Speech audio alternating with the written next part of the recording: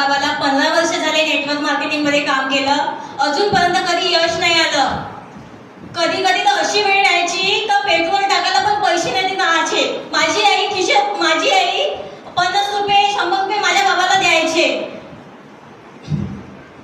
आणि नेहमी आई म्हणायची एक ना एक दिवस आपला पण निघेल, एक ना एक दिवस आपला पण निघेल. आणि तो दिवस निघला आणि सर आणि पगारच्या माध्यमातून.